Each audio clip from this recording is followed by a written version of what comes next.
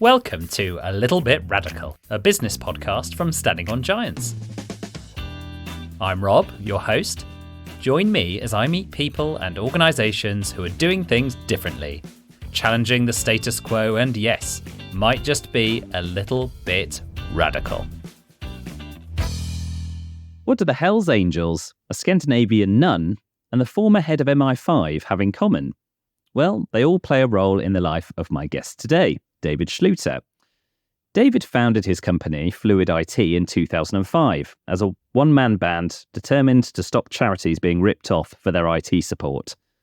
The business has a commitment to hiring people from challenging backgrounds and is a certified B Corp. Fast forward to 2022, and David made the radical move to fire himself from the senior management team, appointing Jono Rogers as CEO. David is very open about the toll being a founder takes on you and is loving his new role as head of business development. As he says, lots of talking. Well, let's keep that talking going today, David. Welcome to the podcast. Sounds good. Thank you very much indeed, Rob. So, David, if you are a little bit radical and you're on our podcast, so we know you are, and from your intro, it's pretty clear that you are, what in your early life set you up for that? I think there are probably three components to that. Like any good recipe, it's actually the combination of flavors that really bring something to life. And for me, I suppose the first point is my family. There has been a family business for over 150 years in coffee in East Africa. My father managed to run it into the ground in the early 80s in the UK. I have 7 male cousins on his side of the family, of which all of whom have started up at least one company. And I think 4 of them are still running their own companies, or at least one of their own companies at the moment. So there's a theological college in South Africa, there's a photographer in Tanzania, there's all sorts. I suppose that entrepreneurial slant is something that is not common, and quite often it was, if you see a problem in the world, well, just start a business to try and solve it, which is a slightly weird mindset to have. I think another component for becoming a little bit radical was slight extremes that I've been exposed to. So when I was born, my parents were living in Nairobi in Kenya, which is not the most well-to-do place on the world. And we moved to the UK in 1980 when my sister was born. And from there, we moved to Geneva in 1989 when the family company went bust. And Geneva and Africa have very little in common. And I think it's quite a strange thing to work in Geneva around people who have unbelievable wealth and listen to them complain about how tough life is. And then find yourself in East Africa where people have almost nothing. So I was living on Marsabit Mountain, which if you Google it is in the middle of nowhere. And these kids were playing football with balled up elastic bands and shopping bags. And they were some of the happiest kids I'd ever met, which was in stark contrast to a lot of the teenagers in Switzerland. And I think being exposed to life at such different ends of the spectrum was a really interesting part of the journey. And it was out there that I met the Hells Angels, who were from Australia. And so I suppose the final part of this recipe is faith.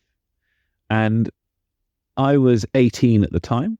And it was really striking to meet 2 people who had done pretty much every drug under the sun, quite often doing as many of them as they could at the same time. And quite often, I was going to say, yeah, not just tried them. Grown them, sold them, fought for them, the whole lot. And I suppose they were in their 40s and 50s at that time. And they said to me, all of our friends from that era are dead or have found faith and got out. And I think seeing someone who has left addiction behind is some really compelling evidence that it is possible to change. And it took a few years for that to kind of come to fruition in my life. But, without having met them and seen that, I simply wouldn't have made a bunch of the decisions that I have made today. But, I went to a British university. I decided that actually drinking was much more fun than working. And there were some years that were not exactly covering myself in glory. I was more covering myself in vomit. Sorry. Brilliant. No, I kid you not. I was 26 when I moved back from Switzerland to London.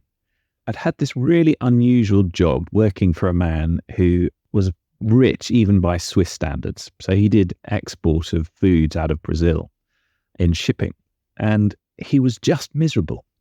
He had wives on different continents. He had children all over the planet, most of whom wanted his money but hated his guts. And he was bored of his money, but all he did was work 7 days a week, chain smoking his way through Philip Morris lights to get more money. And it's like, what for? And so when I moved to London, I was absolutely determined to not end up like that. And I think it was a really useful extreme to have seen that you can get to that place where you've been unbelievably successful and just be utterly miserable. I was in Brick Lane, and I had moved to London because of a girlfriend. Sadly, it didn't work out. Or happily, if you're my now wife. I was going to say, it worked out well in the end, didn't it, David? I was doing some contracting for a bank, and they didn't have very much work for me to do, so it was quite a comfortable thing. And in my spare time, I was fixing the computer systems of this girlfriend's church to kind of fill my time. And oh my word, those systems were bad. And one day someone there turned around and said, if you wanted to do this full time, we'll give you some office space. And I thought, well, that's a very good offer. And there were a bunch of charities that were linked to it, and all of them were getting missold really bad IT. And it made me angry enough to want to try and start the answer to their problem. And I think you've got that family thing there of, well, this is a business waiting to happen, isn't it? There are organizations with money that they're, willing to spend. Of course, yeah. And so I had an office, I had a business plan, but what I didn't have was a name for the company. And after 3 weeks of kind of talking to everybody I knew and racking my brains, I tried getting creatively drunk. I did everything. I couldn't find a name that I was comfortable with. And my 3 criteria were, I wanted a .com because that gives you real credibility in IT. I wanted it free at Company's House because I know I'm terrible at admin. And that was something that proved to be true when I made a mistake that cost us £60,000 a few years ago. I also wanted to work in English and French against the day that one day I might be able to retire up a ski resort somewhere. But nothing I came up with was free as a .com or at Company's House. And so one day I slumped into my chair at this bank when I was contracting, and I threw the business plan down on the desk. And I thought, oh dear, as a last ditch attempt, we'll try the prayer thing. All right, God, if you're there and you want this to happen, I need a name for the business. And in the 10 seconds I'd had my eyes shut, I got a text from an aunt that said, what about Fluid IT? And as I looked at it, I realized A, the .com was available, B, that it was free at Company's House when I did a quick search, but also that it works in French. And no one can spell or remember my surname because it's German. But David from Fluidité works quite nicely if you're French. And I remember sitting there thinking, oh no, I'm going to have to start taking you seriously, God. And I had never been that excited about God. I wouldn't describe myself as someone who's particularly excited about religion or dogma.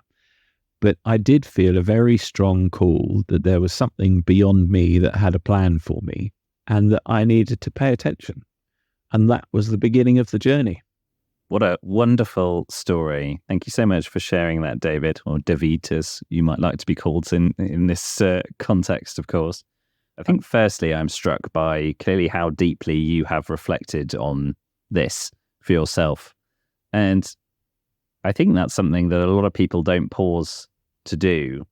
That feels like something you must have consciously done at some point or as an ongoing thing. Is that type of reflection important to you? Over the years in business, in order to keep going, there has to be a reason. If you look at the sort of piles and piles of small businesses that don't make it, actually people reach a point where it's so painful, they can't keep going. In order to keep going, you either have to find the wherewithal or the reason to keep going. And we have had a client that was over 40% of our income go bust. I've known IT providers shut straight away when that happened because they couldn't face trying to replace it. We had a flood that wiped out our server room and a whole load of client hardware and lost us unbelievable amounts of time. We've had a finance girl whose son had cancer and died, and when she left, turns out we had 2 lawsuits and an £80,000 deficit that we didn't know was there. And, through lawsuits, through cash flow crises and all this kind of stuff, somehow you have to keep going. I suppose that reason has been a really clear anchor in that answer to prayer. And it's funny because you're talking to me at a time when, as you said in the introduction, in 2022, I decided to fire myself from the leadership of the company. And that was because I actually couldn't keep going. We've been through some pretty traumatic pregnancies on the home front with, a very premature child, lots and lots of illness and cancer and all kinds of things. And it was weird that it was when my wife was okay, the kids were doing great, the business was fine, we had cash in the bank. Suddenly I couldn't cope anymore. And having been going for 17 years through all sorts of drama and been able to keep going, it was weird to have no drama and stop. So all the way through the journey, reflecting has been a big part of it, because actually it hurts and you need to come back to that reason why you're going to keep going. But even more so now, I'm taking a good, long, hard look at my life and trying to figure out what it's for. Again, in the intro, you mentioned that one of the people that I report to is a Swedish nun. And I'm really, really grateful to her for the sort of 7 years that I've been seeing her once every other month, because she has taken me through something called the exercises, which is an Ignatian discipline, which is about 500-600 years old. And it's very, very contemplative and reflective. So at the end of every day, you sit down and you run through, what am I grateful for? What have I learned? What made me feel good? What brought life? What dragged me down? What have I stuffed up? And what am I hoping for? And if you look at a lot of the sort of modern mindfulness journaling practices, a lot of that is part of the framework, and it's 500 years old now. And what you do is at the end of every week, you review your daily reviews. And then every 6 weeks, you review your weekly reviews. And it's really interesting to see the narrative that comes out when you do that. And you start to see these themes emerge. What struck you particularly since you've been doing this practice? There are lots of things. I suppose probably the most unexpected is the power of the question, what would give life? And when you spend every day thinking about what brought life today, what made me feel more alive, better, actually, that question, what would give life, was what helped me when I just did not know how to go forwards last year, when I realized I had really badly burnt out. Because if you have something that feels like a sense of calling, how do you give up and walk out on that? And as I kind of thrashed around not knowing what to do, somebody asked me that question, what would give life, when we were out walking on the moors. It was an incredibly windy day, so we were actually shouting this conversation at each other, which was quite an interesting way of doing it. But when he asked that question, it was like, I know this question. And it helped me as I thought forwards to identify what would change how I feel. And so suddenly the answers started coming, and it was like, I really want an overlapping day off each week with my wife. I want to go swimming in the big swimming pool, not the small one, because, I just get lane rage with people going slowly that you have to swim around and crash into. And I wanted to make sure that I got to a midweek service in the city. I wanted to make sure I was spending more time with the team in the office. And I also realized I just didn't want to run the business anymore. I couldn't cope with handling those issues. And actually, I've come to be okay with the fact that life has its seasons. And there are seasons for growth, there are seasons for planting new things, and there are seasons for ending. It's been an absolute joy bringing that leadership season to a close, because actually taking off the weight of it and putting that down has been such a massive relief. Have you spoken to other founders who've made a similar move and have felt the same thing? Is this a common feeling of weightlifting, do you think, when founders who've invested so much in their business over a period of time can finally step away? I think I'm having more and more of those conversations. I feel very lucky that I don't mind telling anybody, oh gosh, I feel a right mess. Some anti-anxiety medicine is really helping. A lot of people don't like talking about that, but I'm quite happy to sort of fly my dirty underwear for most people to see. We're getting that impression, David. I think that's very clear. I'm loving the authenticity and the bravery, by the way. I think as you are open, it gives people permission to open up. In a small business-to-business organization, I've had the privilege of knowing a lot of CEOs of charities and SMEs over 18, 19 years now. And I would say, each year there's probably 5% of those who change. Over time, someone gets a job somewhere else, someone decides they need to move, whatever else it is. There are lots of reasons to change roles. But when we hit COVID, suddenly that became almost 30% churn from 2020 onwards, as people just got absolutely chewed up and spat out. Wow. I'm having some amazing conversations with people who are in horrendously painful places. I certainly found that I reached saturation point. There had just been so much. Actually, all it took was for me to not have any stamps left to feel emotionally overwhelmed. And it's like, oh, I can't cope. So when there's an actual genuine client complaint, you really can't cope. And yeah, I just started falling to bits. I'd like to stay on this for one more minute. I think this is so profound and important, and something that a lot of people have either experienced themselves or have seen it affect others around them. What does burnout feel like when you're in it? I suppose it probably changes for everybody. I'm aware that when I talk about anxiety, for me, it's one thing. For my wife, it's something very different. For some people, it's things that they worry about consciously. For me, it's a physical experience of almost terror in my chest. And I remember when the World Cup was on football recently, my son, who is an avid football fan, said, Dad, come and watch this match. And I went in, and I'm afraid I'm really not a football fan. And I really didn't care about either of the nations playing. I really don't care about the sport of football.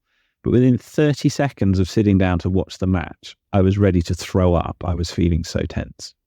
Whenever, if my wife is watching something on TV where everybody's bickering and arguing, I have to leave the room because I can't cope with that emotional discord without being able to kind of help calm it somehow. And it's that sense of having reached your elastic limit, but snapped. This experience of physical anxiety has been very, very strong. I'm sort of nearly 2 years into it now, despite now pretty much a year of sertraline. And it helps. And I'm conscious that I'm sort of slowly on the way to recovery. But, you get down weeks, not just down days. It's a real challenge. There are all sorts of things about my past which have made it tricky to navigate. So thanks to university, one solution that I attempted was drinking. And I had an incredibly boozy summer as my wife got COVID. We had some lovely holiday. Then there was some health issues and we were in and out of hospital. And actually, it's like, let's just have some more wine again tonight. And I think a lot of people had that during the pandemic, and then we literally couldn't do anything else other than sit at home. So I think I know a lot of people whose alcohol intake went up significantly during that time. And it's quite hard to shake, isn't it, once you form a new habit? It really is. And whilst you can see me, listeners can't, this very sketchy beard that I'm wearing today is part of a 90-day stint of no drinking and no shaving. And I think for the first 2 weeks, I definitely would rather have had a beer than a shave. Since then, I absolutely want to shave over having a beer. Well, congratulations, David. I'd say the beard's very impressive, personally. Very distinguished. Listeners will know I'm a fan of a beard. Thank you for being so frank and honest and open about all of this. When I experienced burnout, it was this strange paradox of feeling entirely disengaged, but then quite frantic about sort of individual things that came my way. So it was this sort of horrible middle ground of feeling like everything was super important to do there and then, but you were so disengaged and my thoughts weren't forming and I just like couldn't do them. That feeling of kind of being like with my hands behind my back almost. For me, the answer was a course of counselling, which was very transformative, and leaving a toxic job. And I think, that's good. And I'm very lucky now to work for an organisation that really prioritises mental health and in a real way, not just by giving us access to an app, giving us the permission to stop working when we need to, for example. I'm still convinced is the most powerful thing to help your team with their mental health, which is saying, well, do you know what? If you need to focus on your mental health for a period, don't work. I don't know what you think about that. You're absolutely right on both counts. And, we have someone currently on a month's unpaid leave at the moment because that's what they needed.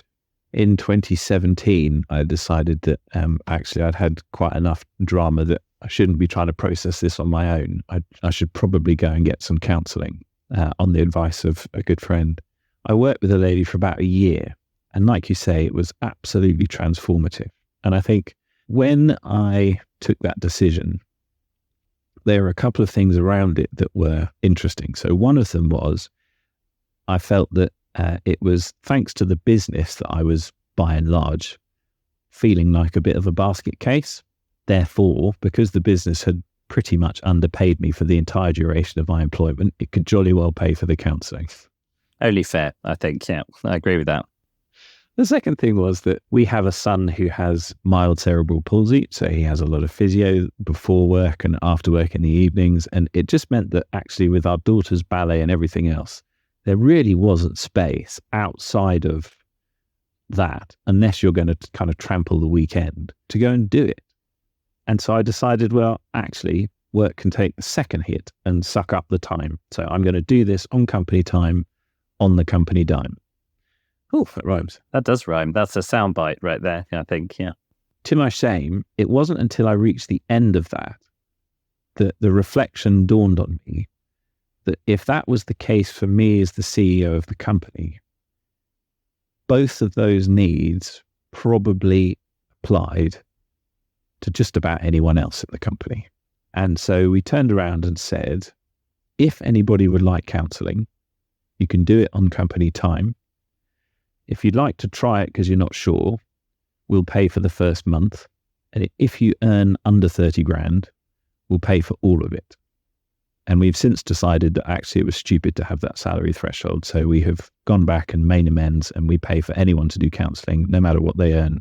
It's been interesting because we've had a Muslim take it up, and he said, unless I'd been able to do it during work, I probably wouldn't have felt able to go, because my family would have felt uncomfortable about it. How interesting, yeah. But because I could do it during work time, they were none the wiser, and I was able to access the support. At the same time as having a counsellor, I had a coach. And so what we decided to do was say that anyone who was coming into the business from a challenging background would have coaching, in inverted commas, as a non-optional support package as part of the employment offer. Anyone else could ask for counselling if they wanted it. And it has been amazing, but you can't expect someone to come straight back from it. And, I needed to sit down, eat some chocolate and have about half an hour to let my thoughts and emotions settle. But that's been a really powerful part of walking with people through life, because life gets really messy. And if you can carry someone through a really messy time, yes, you might lose a bit of productivity for a while, but wow, you find real loyalty in return. We've got an incredible team, and some of them have been around an extremely long time, but all of us have had our wobbles. And I'm not surprised. That's every company. I think those examples that you've shared, really, really fascinating. This is turning into quite a different type of episode that listeners will have noticed. We normally follow quite a strict structure, but the conversation's been so fascinating, and I think on really important topics. You mentioned there that you've actively hired people from challenging backgrounds. I know that there's a kind of origin story of that from the early days of the business. Would you tell us how that came about and then what that looks like today? Well, it was never on the plan. For people who know me, they know that I'm actually not very good at planning.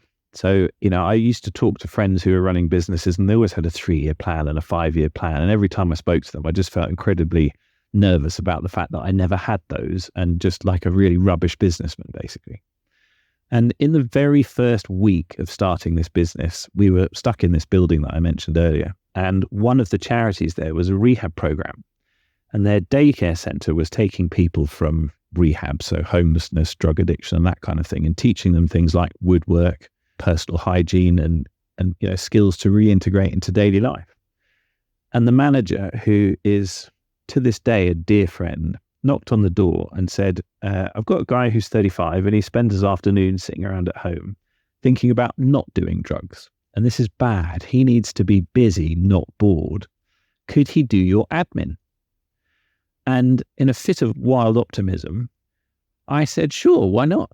If you look at that decision quickly, at many levels, it's absolute madness. If you think about a war for talent and, people competing to hire all the best graduates and all that kind of thing, who on earth, as employee number one, says, yeah, I'll take someone who's struggling with addiction issues, who, has got absolutely zero experience. I haven't seen a CV. I've never even met the person. All I know is they're complicated. I don't think McKinsey, that would be on their playbook for business strategy. Potentially not. And so the very next day, this man showed up and we ran out of admin in about 20 seconds flat. HSBC writing to say, please put some money into a new bank account. The envelope went in the bin. He gave me the letter and he said, well, now what? And he was quite an intense guy. I was like, oh dear, how do I keep him busy? And there was a dead computer from a charity in the corner of the room. So I gave him a screwdriver and he dismantled it. We vacuumed it clean. And then he dismantled it backwards to put it back together again. And lo and behold, it turned on. And I was like, well, maybe there's some legs in this. And I gave him a Windows XP CD and said, all right, fasten your seatbelt. It's about to get more complicated. And so essentially, I would say not by my design, began this process of using the work that was coming in the door as an opportunity to train him through to employment. But a year later, he walked into the office one day and he quite bluntly just handed me his BlackBerry and his office keys and said, thanks very much, I'm gone. I was like, pardon? He said, well, yeah, I'm starting a degree in computer science, aren't I? It's like, are you? What about your notice period? I'm at a meeting this afternoon and we got deliveries coming. What's going on? And he said, yeah, no, I'm going to go do the degree. And he finished up working in Tower Hamlets Council in their IT department, having done his degree in computer science. And from there, a couple of months later, we ended up taking on 2 kids through a charity called City Gateway, who were doing outreach on local estates. So 2 Bengali kids. One of them was quite good at IT. The other one was much more interested in picking his nose. And so we said to him, thanks very much, good luck, goodbye. And arguably, he did quite well because City Gateway got him in the door at Deutsche Bank. Whereas the kid who was quite bright and switched on, we said, you've got a gift for this. If you stick around, we'll train you up and give you a job, which we did. And 6 months later, we decided that we'd try and sort him out with something a bit exciting. So we packed him off to Switzerland for some work experience. And it was amazing to see how that changed his horizons. For someone who barely left the East End, he came back from having been to Geneva as his second flight ever. He'd been to Bangladesh for a grandparent's funeral, but that was it. But EasyJet on your own to go and stay with my dad, as it was, to go work for my old boss in Geneva, was an absolute eye-opener for him. And when he came back, I remember asking him, do you think this has made any difference to you? And he looked at me and he said, well, yeah. Now I'm the one who gets the ketchup. I think I've missed a few steps here. What are you talking about? What does that mean? And he said, well, when me and my friends go down to PFC, and for those who don't live in East London, that's Perfect Fried Chicken, which is everywhere. If we forget to order ketchup with our chips, nobody wants to look like an idiot and go back and get it. And it's like, hang on a minute. Weren't you arrested once with a sword chasing someone down the street in the middle of a deal? And it's like, yes, but you don't want to order ketchup. Well, I don't mind now. And it was just this extraordinary thing of self-confidence and self-belief, not needing, a sword or gold rings. Actually just knowing that, I'm able to be me. And we've had these incredible moments of people who have personas. And when they come into the office, it's okay to just be them. The persona is gone. But it's hilarious because the minute they go outside for a fag, they cross the threshold and this completely different voice comes on. And I remember way back in the day, my then-to-be wife told me, "Do you realise you've got a pub laugh?" I said, "No, what's that?" She says, "You laugh very loudly at extremely unfunny things." It's like, oh dear. Sometimes we adapt our personality to fit situations and we lose that authentic self. And it's been really wonderful in starting a business to have an opportunity to just make up the culture as you go along, but to give permission for people to be themselves and just to accept them for who they are is a really lovely thing. Completely. There's so much in that around toxic masculinity and how that affects, different men in different, areas of society. But ultimately that final point, letting people bring their authentic self to work, I think is incredibly powerful. Or not, if that is really what they would rather not do, if that makes sense, but not forcing them into, like you say, a persona. I think a lot of people have a work persona, right? They even bring to their office job that they'd bring to, working at Deutsche Bank, even. Other banks are available. Fantastic, David. So we've heard about the Hells Angels. We've heard about the Swedish nun. We haven't heard about the former head of MI5. So what role does that person play in your life? Well, as much as I am terrified of a Swedish nun and make sure I've always done my homework before I go and see her, once a quarter we have an advisory board meeting, which includes Lord Evans. He's an extremely intelligent man. It always feels slightly unfair when you're talking to him in that it feels like he's listening between the words that you're saying, and he is reading you in ways that most people can't. He's also a very funny man. And yeah, it's really terrifying reporting to someone who has clearly had some extremely clever people reporting to him, and you're kind of handing in your homework. I always feel like a primary schooler going, here's my pencil drawing that looks like it's been done left-handed compared to what you're used to. It was a very serendipitous thing that he came across our business. It was actually somebody's 40th birthday party, and they had decided that as they were 40, they could do whatever they wanted for their birthday party. And what they wanted was a burger from the burger van on the B&Q car park. So the friends gathered at the B&Q car park and they had burgers. And of course, if you know, you know, just saying, if you know, you know. Well, naturally, it then rained. And so everybody ran over the road to the place where one of them had some keys, and they were kind of cowering from the rain. And Jonathan was talking to someone who was working at Fluid at the time. And he sort of set out what was going on at Fluid.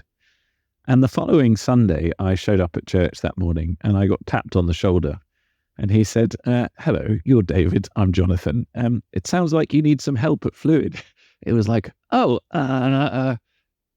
yes. And he said, "Well, you should come round to my house for coffee." I was like, okay. I'm sure this is not how he remembers the conversation, but it's... Did you know who he was I had no clue. And so I remember knocking on the door and having this camera swivel around to look at me and thinking, going in past the bomb-proof door. It was over 10 years ago now. And as he had left MI5, he was looking for things to do that interested him. And he found that the work that we were doing, not so much the fact that we were supporting charities and purpose-driven organizations, I'm putting words in his mouth here. I think it was the work that we were doing with people and giving people access to employment opportunities was something that he found quite compelling. And it seems nuts to me that a man who was mentoring the head of KPMG, mentoring the head of HSBC, sat on the HSBC board, sat on the Darktrace board, until he got bored of the board, he would then leave, has done 10 years at Fluid with something that was absolute chaos when he joined. And he has been incredibly polite about the critiques he's made of our reporting standards. But actually, governance is a really important part of business. And he has been really good at challenging us on our risk register, our behaviors, and holding us to account. And I think it's a very useful thing to know that the leadership of an organization is being held to account. It's one thing if your boss is always telling you, do this, do that, do the other. But actually, if you see them having to do this, that, and the other for people, it's quite useful. I suppose one of the core beliefs that we have at Fluid is that good work can be a real platform for change for people. One of the verses that has long been at the back of my mind appears 3 times right in the middle of the Bible, which is to eat and drink and find satisfaction in your work is a gift from God. And where we're taking people from prison, where we've taken refugees, where we've taken mental health referrals, where we've taken ex-addicts, a lot of what we were witnessing when we started to work with charities was they were scraping people off the streets, putting their lives back together, but there was nowhere for them to go. They were functioning adults again. No one would give them a chance. And actually, one of the greatest joys has been taking on people like that and teaching them and giving them a new life. And it's amazing to see how that enables them to change all sorts of other aspects of their life. So we've got a guy who's been with us for 15 years now. He was homeless for 8 years around London once. And I know he won't mind me sharing his story. His name's Gary. And he is someone who it took 3 years for us to get him to the point where we could employ him full time. He had some really significant health challenges, which meant that he could only do about half time to start with anyway. But he'd never used a computer before. And we're very cruel. We give everybody that joins us a completely blank keyboard, so they have to learn how to touch type, which we think is a good way to get people productive. Since then, he's done various different Microsoft qualifications. He's done his GCSEs. He has got married. He's got his flat. He's got his driver's license. He now manages a team of 9 engineers. Because he's been around for ages, he knows our clients inside out. He knows his team inside out. And he is the most unbelievable manager of people. And because he has a complicated background, he knows when complicated people are either trying to pull a fast one and therefore need challenging quite hard, or they need some space and grace. And he can handle that in ways that I don't believe anyone without that lived experience could. He is an exceptional manager of people. And he's also a very dear friend. Wonderful to hear Gary's story. And it sounds like he has paid you back many times over for whatever chance you took on him, in those early days. And I think that's always the reality I see played out when you take a chance on someone, because they pay you back, right? David, sadly, we're coming to the end now. This has probably been one of the most profound conversations I've had on this podcast. So thank you again for your openness and your authenticity and your bravery to share some really deep and powerful stuff. I really do mean it. Thank you. So we're going to go to our last question, which is always the same. I'm going to cling to my format as much as I can here, which is that if there's someone out there who, like you, had the idea for a business or a problem to solve in the world, but unlike you, didn't know where to get started or doesn't know what the first step should be, what advice would you give that person? So someone who is part of the B Corp network called John Featherby pulled a line out of a book the other day on LinkedIn, and the book was called something like the Search for God and Guinness. And the Guinness approach was make as much money as you can, save as much money as you can, give as much money as you can. And I think that speaks to a historical paradigm of what it meant to use business for good. Make a load of money and then give it away. And, I see that through my parents' and grandparents' generations of how they operated. I think they did a lot of good along the way, but I think, it was, let's make loads of money and let's give it away. What I have found over the years is that actually the most joy and the most excitement comes from doing business differently.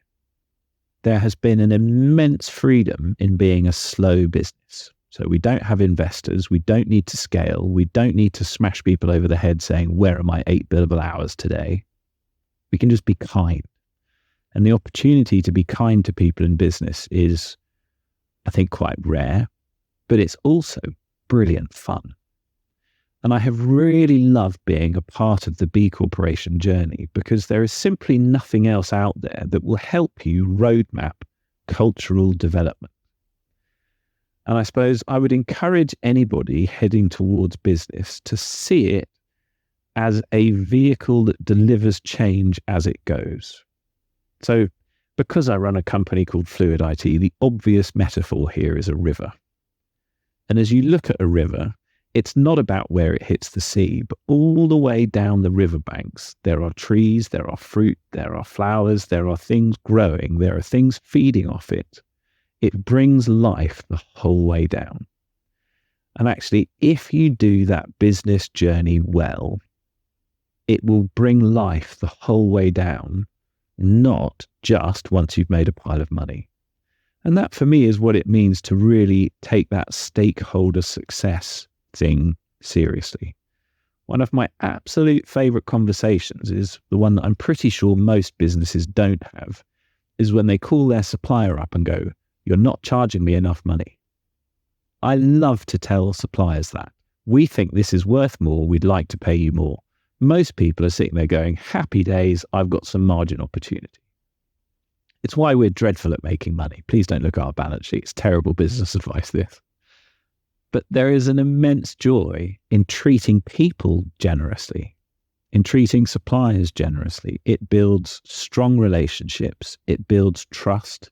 And for me, slow business is the only way forwards. I think that's fantastic. And I think that time and time again, that model about hypergrowth, even when applied to a business that has a strong social purpose, has ruined it. At the time of recording, I've just finished watching a Netflix documentary called Big Vape about one of the top vaping companies, which was founded with a mission to eliminate combustible cigarettes. Incredibly important mission, and ended up being bought by Big Tobacco, ended up ruining it ultimately. David, thank you so much for giving us your time today and giving us so much of your deep insight into what it really means to run a business and to run a business as a vehicle for change, as you say, in the world. And I hope to speak to you again soon. Yeah, it's been a real pleasure. Thank you, Rob. Thank you for listening to this podcast. If you enjoyed it, please follow us on your podcast platform. If you'd like to appear on A Little Bit Radical or have an idea of someone we should speak to, please email podcast@standingongiants.com or get in touch with me on LinkedIn. You can search Rob Fawkes or search Standing on Giants and you'll find me there. Thank you very much and speak to you next time.